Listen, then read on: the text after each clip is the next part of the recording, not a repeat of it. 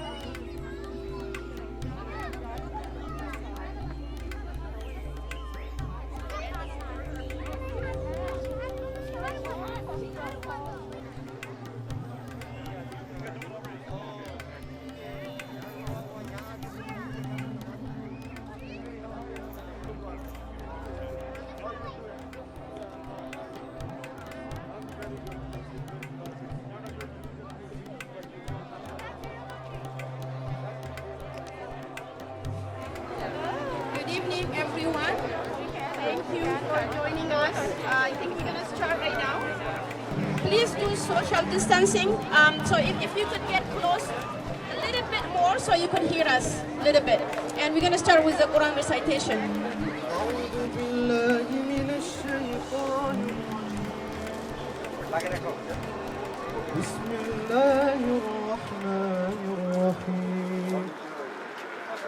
ولا تحسبن الذين قتلوا في سبيل الله أمواتا بل أحياء عند ربهم يرزقون فرحين بما آتاهم الله من فضله ويستبشرون بالذين لم يلحقوا بهم من خلفهم ألا خوف عليهم ولا هم يحزنون يستبشرون بنعمة من الله يستبشرون بنعمة من الله وفضل يستبشرون بنعمة من الله وفضل وأن الله لا يضيع أجر المؤمنين. Now I wanted to say the translation of whatever I just recited right now. The translation is that never think of those who are martyred in the cause of Allah as dead. Rather, they are alive with their Lord, well provided for. They are happy with what Allah has given them of His grace, and they feel pleased with the good news about those left behind them who could not join them, that there shall be no fear for them, nor shall they grieve. They feel pleased with blessings from Allah and grace, and with the fact that Allah would not let the reward of the believers be lost. Those who responded to the call of Allah and the Messenger, even after they had received their wound, for those of them who did good deeds, and feared Allah, there is a great reward. والمؤمنات والمسلمين والمسلمات الأحياء منهم والأموات إنك سميع قريب مجيب الدعوات. اللهم اغفر لحينا وميتنا وشاهدنا وغائبنا وصغيرنا وكبيرنا وذكرنا وأنثانا. اللهم من أحييته منا فأحيه على الإسلام، ومن توفيته منا فتوفه على الإيمان. سبحان ربك رب العزة عما يصفون وسلام على المرسلين والحمد لله رب العالمين. So it's been very hard,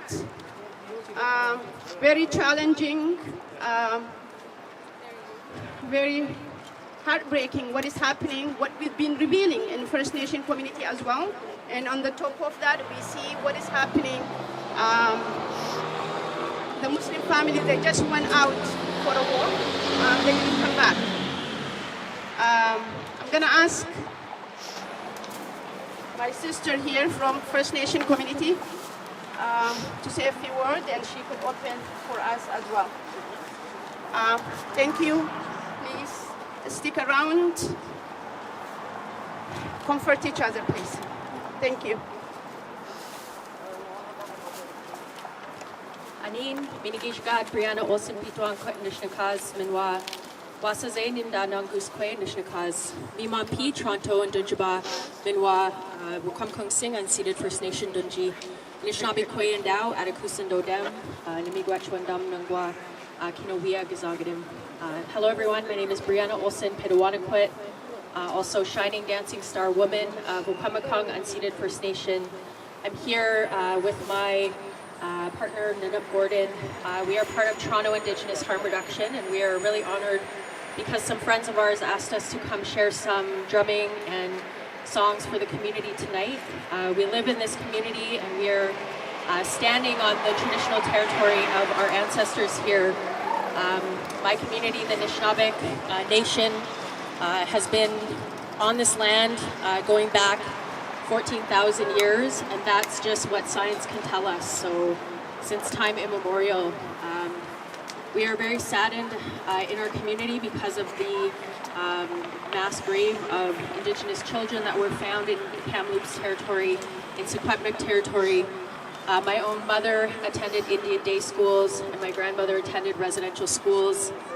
It was a matter of national policy in this country to kill the Indian and the child, so to take children away from their communities and put them in schools to teach them to be a different culture, to take their languages away. So we are here today to grieve those children because many were lost. 150,000 children were removed from their homes.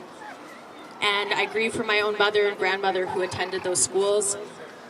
And I would like to extend my sincere condolences to the community for the loss of the family, for the brutal violence that was enacted on this community. And I just extend my heartfelt sympathy to you and gratitude for allowing us to be here to share songs with you and share in your grief. My own sister, who is a Anishinaabe woman, married into a Palestinian family, and she is, my nieces and nephews are Muslim. So I've seen, what they've gone through, but I've also seen the pride that they carry in their community, and I'm so grateful to see that. So I stand with you all, and I'd like to thank you for inviting us here. The song that we're going to sing and share with you is called the Mother Earth Song. That we as Indigenous people believe that the land is our relative, that we all have a responsibility to take care of the land and the water and all of our non-human relatives. So we'd like to share this song with you. Miigwech. Yeah.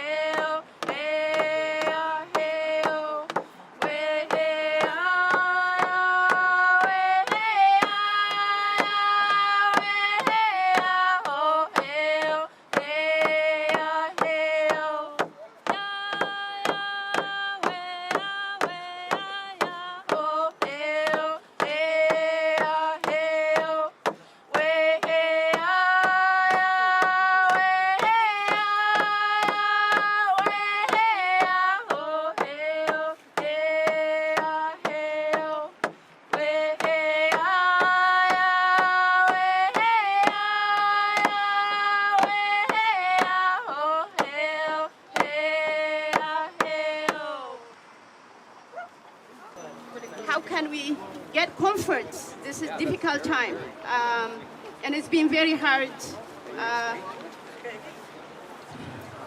Yeah, sometimes I get very sad and I get so depressed, and what is happening surrounding us right now. It's hard. I get so angry.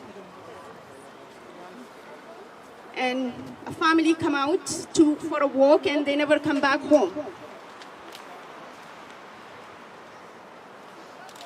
And I'm tired of and saying we are condemned. And it's very tiring. I think we could do better and say what it is, and let's not put it under the rug. And we're gonna come again and we're gonna say, we're gonna condemn again. It's not working anymore. I think people are tired of coming and mourning. Innocent people are dying for nonsense. And we need to stop it. Enough is enough. And people are awake right now. People are opening their eyes. And people are rage. Don't be surprised if people come out and do visual stuff because people are tired. They cannot carry anymore what is happening to the Muslim community, what is happening indigenous community. We are very tired. We need our tradition, we need our religion when this difficult time to soothe our hearts. We need each other. And I'm gonna pass it to my brother here.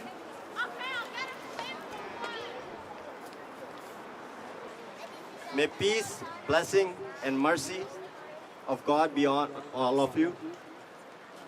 We stand here in solidarity for the family martyred in London. We might be 200 kilometers away, but we feel the ripple effects of hatred, sorrow in our heart.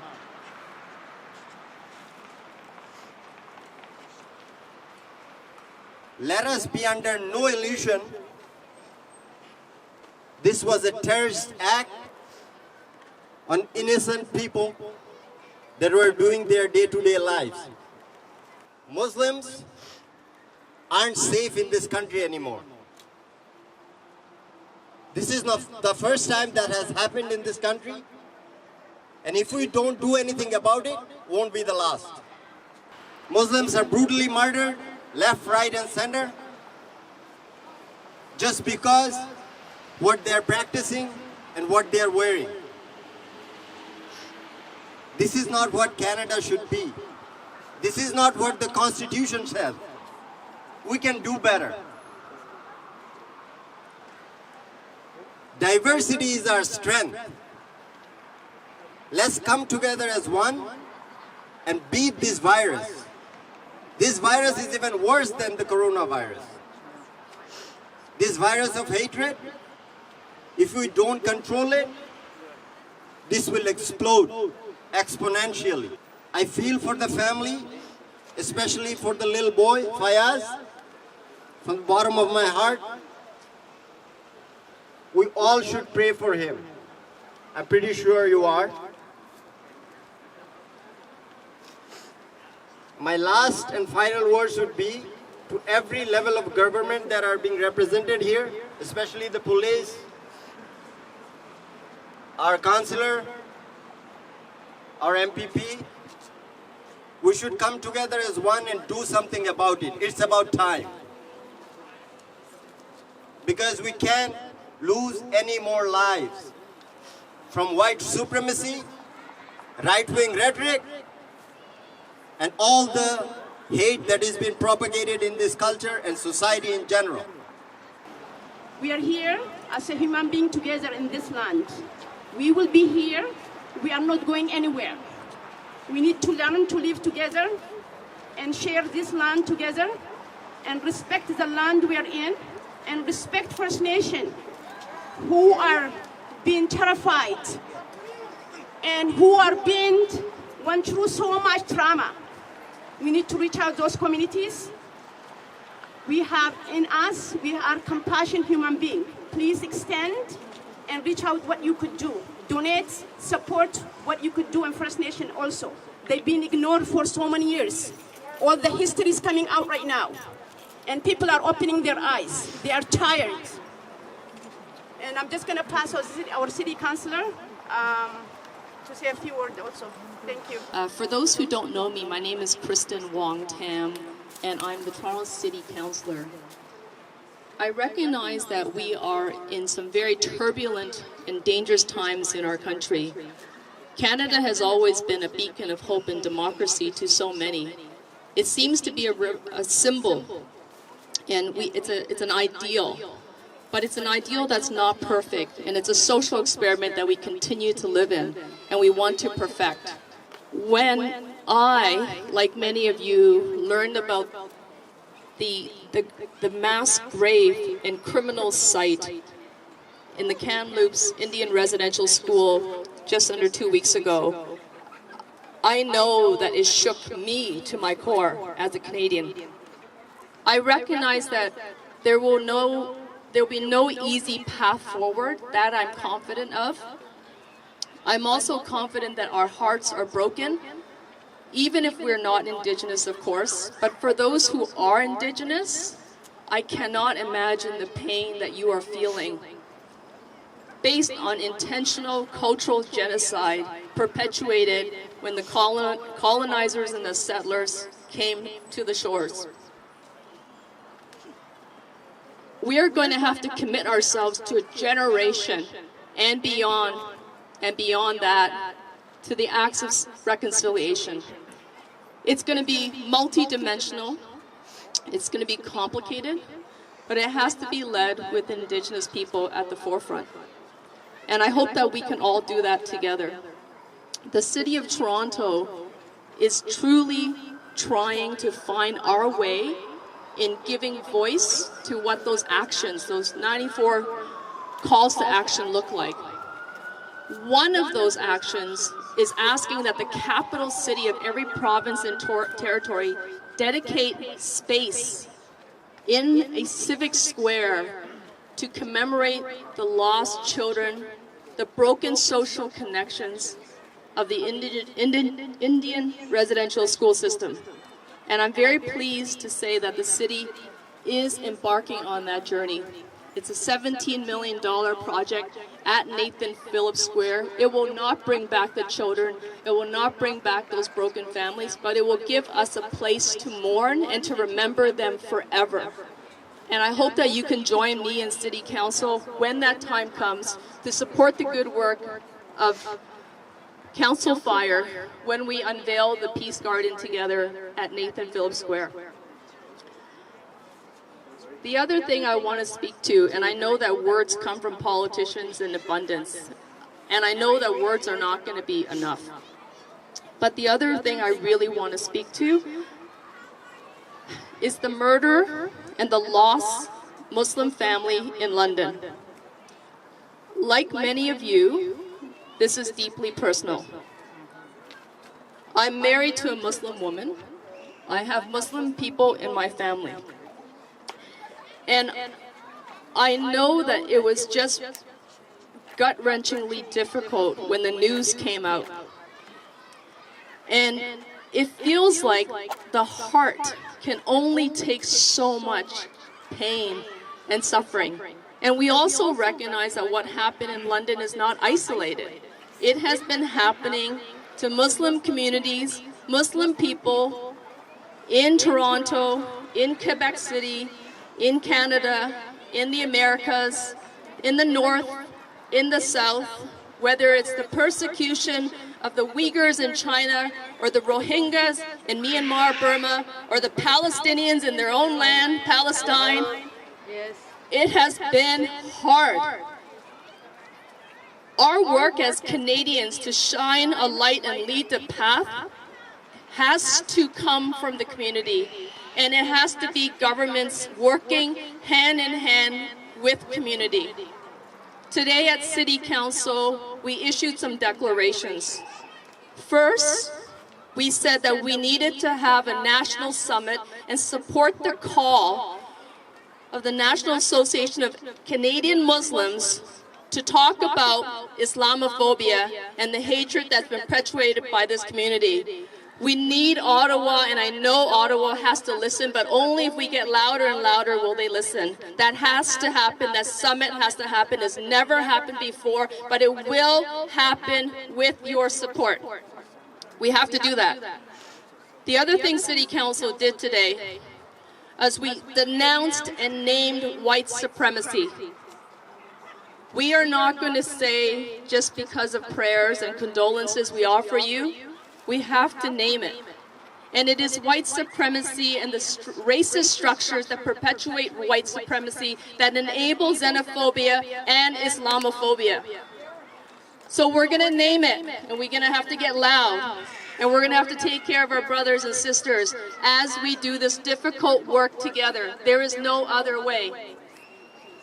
We have also denounced the Quebec Charter of Values, that racist piece of legislation that deliberately targets people of faith, and especially Muslim women who choose to wear the hijab, the niqab, or any other head covering. City Council has a lot of work to do. I have a lot of work to do as your councillor. We all have a lot of work to do. Today is just a continued of the beginning. I feel like we're just scratching the surface. I want to hold each and every single one of you, recognizing how hard it is, but also to understand that it is for the kids. It's for the children that I'm seeing right now, that our work has to be done. We will not let go. We cannot let go because we owe them everything. Thank you very much. It's good to see you all. I want to first and foremost thank the mothers, Regent Park, Mothers for Peace, for putting this together, community members for coming together and putting this together, because you realize and you see that we needed this, that we needed to be together. This is trauma. It has been one trauma after another, and we need this. We need all of this. I stand before you today as a mom. As a mom.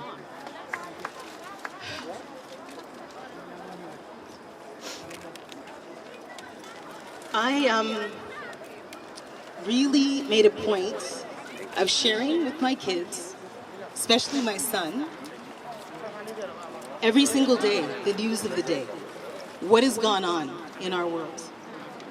And I have to tell you, I couldn't. I have a 9-year-old boy, and I keep thinking of another 9-year-old boy, Fayez, in hospital, who will be calling for his mom and his dad and his grandmother and his sister, and they won't be there. And so this time I couldn't share this with my son because he would see himself. But I had a choice. I have a choice not to share. Fayez doesn't have a choice right now. His family is gone. And gone because somebody decided to turn a vehicle, a truck, into a weapon. Somebody decided to hate and terrorize a community, a family, for its faith. Make no mistake, this is psychological warfare. Let me explain what I mean.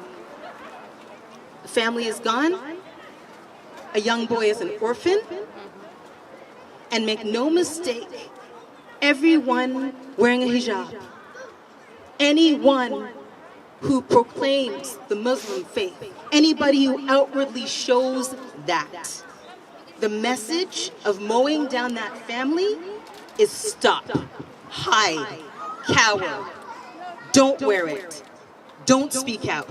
And I'm here to tell you, it's time to do the opposite.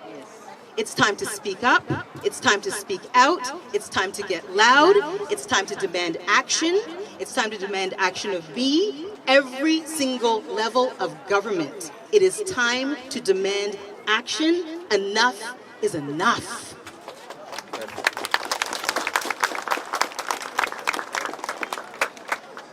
215 kids in a mass grave.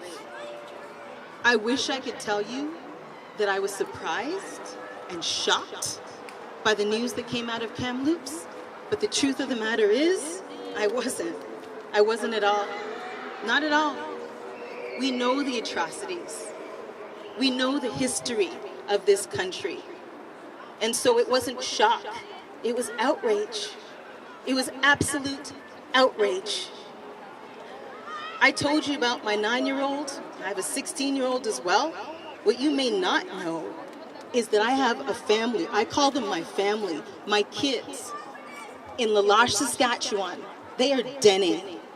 And I had to call each and every one of them to find out if they were okay, knowing they weren't okay. Bree, one of my kids, said, Marcy, why don't they care about us? Why don't they care?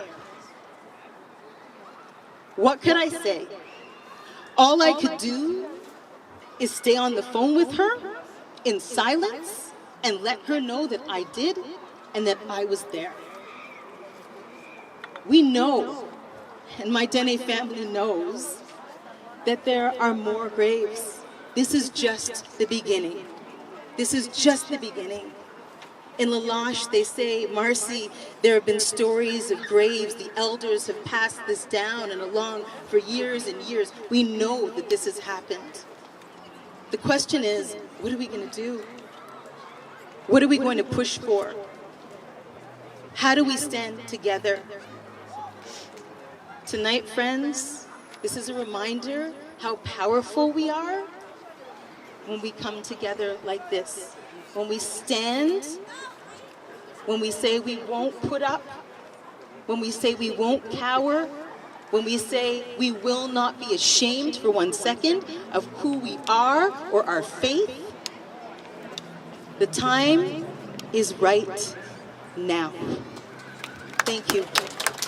Assalamu alaikum, good evening, bonjour tout le monde.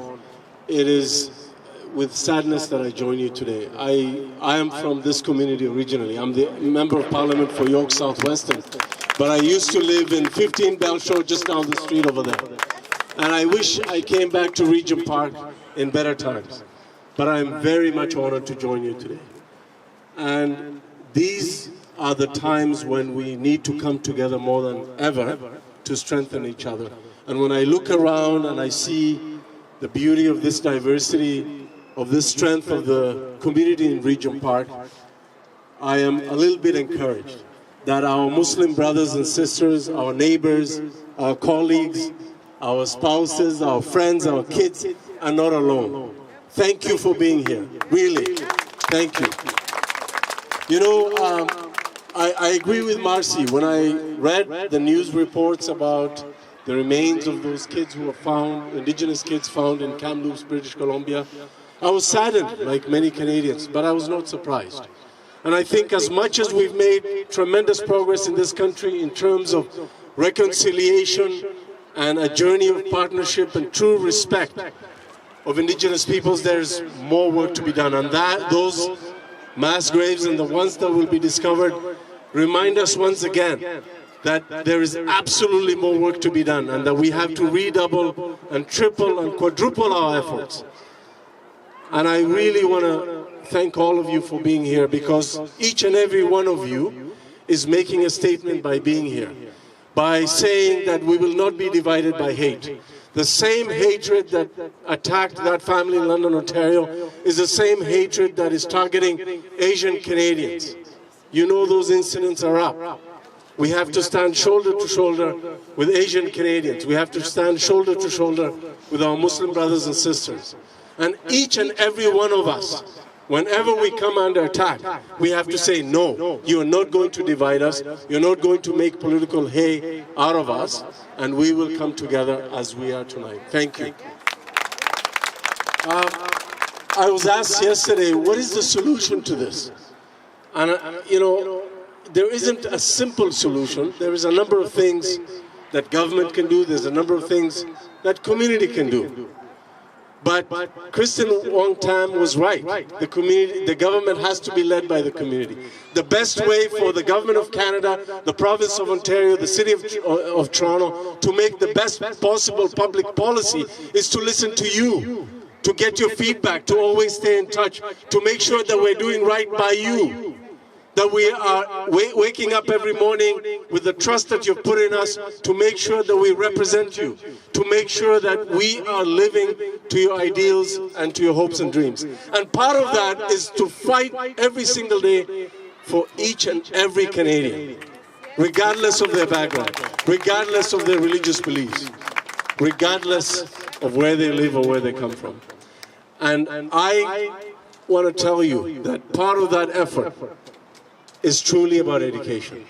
Fear can be displaced by education and hope. Ignorance can be displaced by coming together. Reach out to your neighbors. Reach out to your family and friends and colleagues at work. Make them feel welcome. And when you see any member of our community being attacked, don't be an inactive bystander. Become an active bystander that says, not in my name, not in my community. Hate and those who perpetuate hate are emboldened when we're silent. We are the silent majority, but we cannot be silent anymore. And the way to make sure that this hatred is expunged from our communities and that we embrace each other is to make sure that we stand up at that moment of testing. When people are attacked, when people are verbally abused in front of us, let us not cower. Let us not say, well, it doesn't concern me. It concerns you. It concerns you as much as it concerns that victim. So let us do everything that we can to make sure that each and every member of our community feels that they're part and parcel of this community. And by seeing the turnout tonight, by seeing the diversity of this crowd, I am encouraged. My name is Suze Morrison. I'm the Member of Provincial Parliament for Toronto Centre, and I'm the official opposition critic for missing and murdered Indigenous women and girls and urban Indigenous issues. It's been an incredibly tough week. Our communities are in mourning, and I'm struck by the solidarity of Muslim and Indigenous communities in this past week. The pain that you are feeling, that our Muslim brothers and sisters are feeling, is the pain that your Indigenous brothers and sisters are feeling. We have a child in London, Ontario, who will now grow up without a family. We have children in mass graves who grew up and died without their families.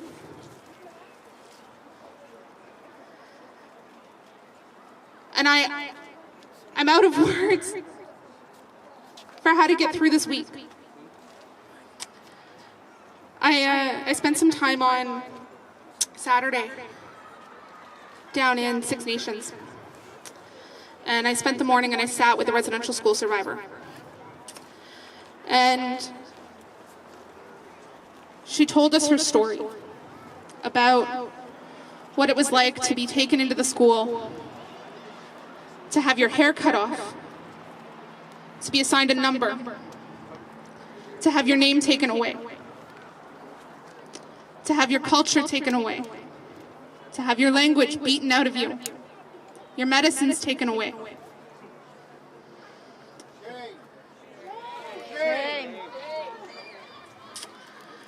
And she said, she talked about the process of getting to the point that she could talk about what she went through. And how she got to the point that she could finally take off her cloak of shame and guilt and talk about what she had gone through in the residential school in the mush hole. And she said, it's time for Canada to wear that coat of shame and guilt. I carried it, and now Canada has to carry it.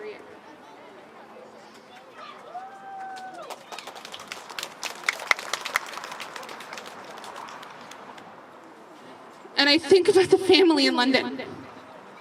I went down to the vigil last night, and you could feel the pain in the streets as the people gathered. And the pain and suffering that that family is wearing right now, that they are living with, is pain and suffering that we all have to carry in solidarity with that family. We have to carry that with them. And we have to do better. After the mosque attack, we said, never again. And here we are. So what do we need to do differently? We can't do thoughts and prayers anymore. We can't talk about that hate has no place in our community. Hate is in our community and it's taken root.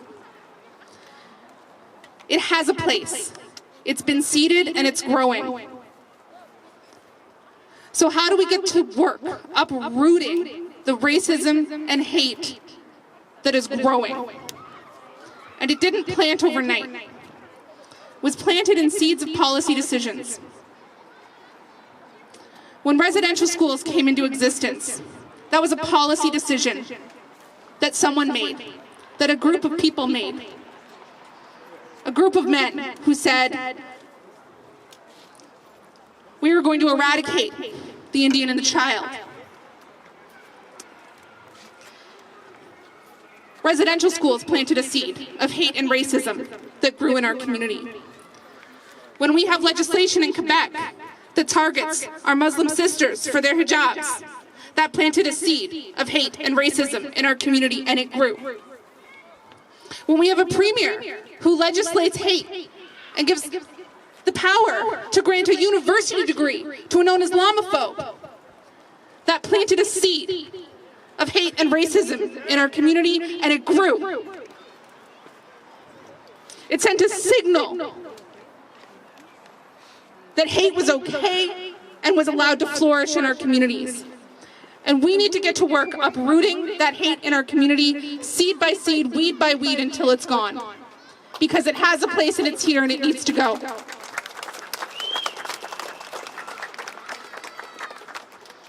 To my Muslim brothers and sisters, I love you. I love you. And my heart feels the pain that you are going through right now.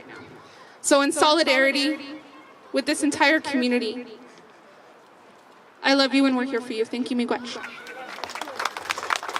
We've allowed Islamophobia, anti-Muslim, anti-Islam sentiments to fester in our communities. And I want to give you a clear example.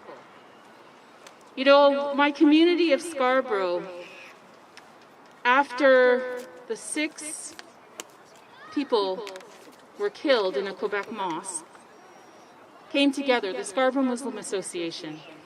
And while I was there, a grade 2 student was with her mother. And the mother said, at school, her daughter, by one of the friends in her class, said, one of her classmates said, Muslims are bad. This is grade 2.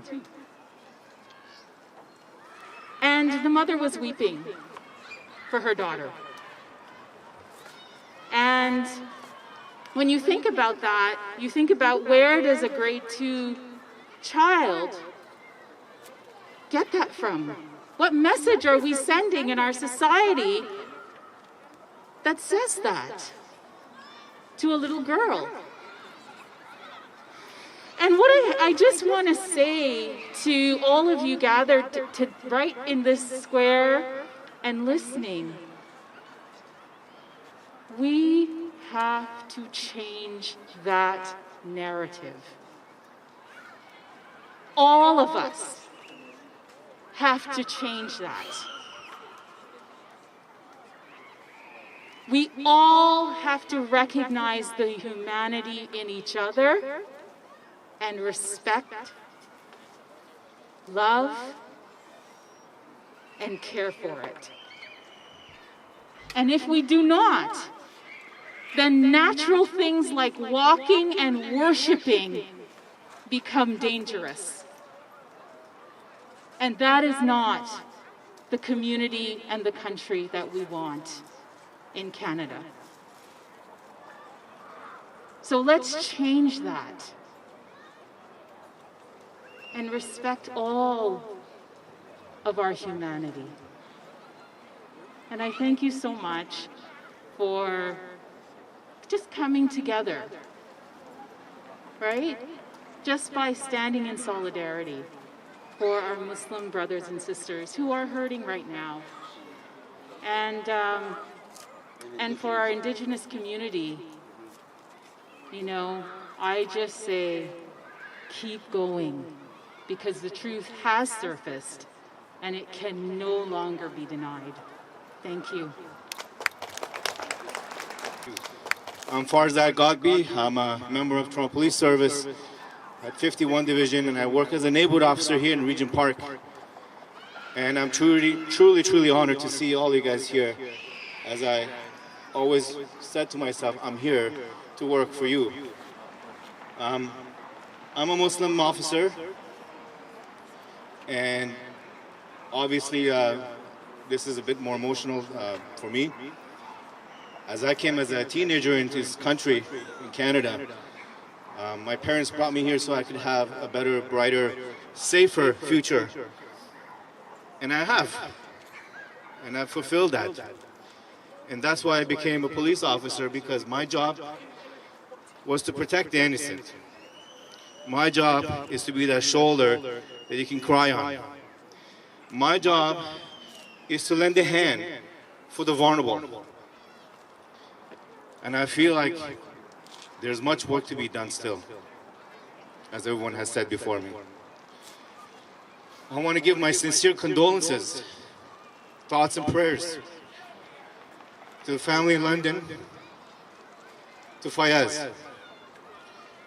Fayez, from the bottom of my heart, on behalf of Toronto Police Service, we're with you. On behalf of the community at large, and Canada, we're behind you. You will not be alone. You will survive. This is one love. This is one country. We're all human. Doesn't matter what color, race, or creed. That's why we came to this country, so we can enjoy each other's company, just like we are tonight. There is no room for hate. There is no room for children to be hurt in this country. There's no room for mass graves. There's only one room, and that room should be filled with love and peace. Thank you. Thank you so much for that. And I'm going to call on Hanari, who's 51 Division Supervisor. And when Muslim community anything happen, he texts me, Suraya, we are here with you. We will be with you. And tell the community as well, we are still supporting you. Anything that you need, give them my number. Tell the neighborhood officer also they are here if they need anything. I just want to say thank you for that, and that's it means so much for Muslim community as well. When something happens, it just ripple affects the trauma, it reoccur again and again, and I just want to say thank you. Thank you very much, Suraya. I just want to say I'm proud, and I know Mustafa and Farzad share this opinion and this feeling. I'm proud of Regent Park. I'm proud to be a friend of the Muslim community, and I really thank you for having us here tonight to be with you. We stand here to remember and honor the lives of innocent victims, people who had done nothing wrong and were murdered for simply being who they are. That has to stop in this country and around the world. There's one thing that we haven't done tonight that I want us to do, if you'll indulge me.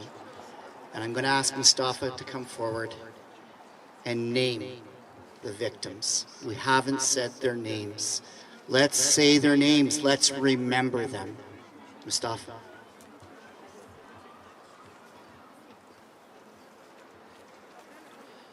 Yumna Afzaal, Madiha Salman, Talat Afzal, Salman Afzall, and Fayez. Thank you, Mustafa. We also remember 215 children tonight, and not only those children from an unmarked grave, but the many more graves not yet discovered. It came to my mind today the words of a Prime Minister from a bygone age. Canada must be a just society. We can and must do better to erase hate, live peacefully together, look out for one another, respect one another, care for one another, and accept one another. Thank you. Assalamu alaikum. Before I do the prayer, I wanted to mention two verses from the Quran, from the holy book of the Muslims. The first verse that I wanted to mention was in Surah Ma'idah, verse 32. Allah Azza wa Jal, He says, أعوذ بالله من الشيطان الرجيم من أجل ذلك كتبنا على بني إسرائيل أنه من قتل نفسا بغير نفس أو فساد في الأرض فكأنما قتل الناس جميعا ومن أحياها فكأنما أحيا الناس جميعا. The meaning of this verse, maybe a lot of you know about this verse. It always touches the heart. The meaning is, whoever takes a life innocently, it will be as if they killed all of humanity. And whoever saves a life, it will be as if they have saved all humanity. And there's another verse in the Quran that I wanted to say. Allah says, وَلَا تَحْسَبَنَّ الَّذِينَ قُتِلُوا فِي سَبِيلِ اللَّهِ أَمْوَاتًا. That do not think that those who died, who were martyred innocently in the cause of Allah as dead. Rather, they are alive with their Lord, well provided for. So brothers and my sisters, we need to come together and strive in this cause to bring back our people together. We need to do this. If we don't do this, we will be held accountable by our Lord. We will be held accountable. So brothers and my sisters, Allah says in the Quran, Allah will never change the condition of a nation until they change their own state of faith, until they change their own selves. So brothers and my sisters, I advise myself and I advise all of you, I invite myself and I invite all of you to strive in this cause, to better the humanity, to better our people. Thank you so much.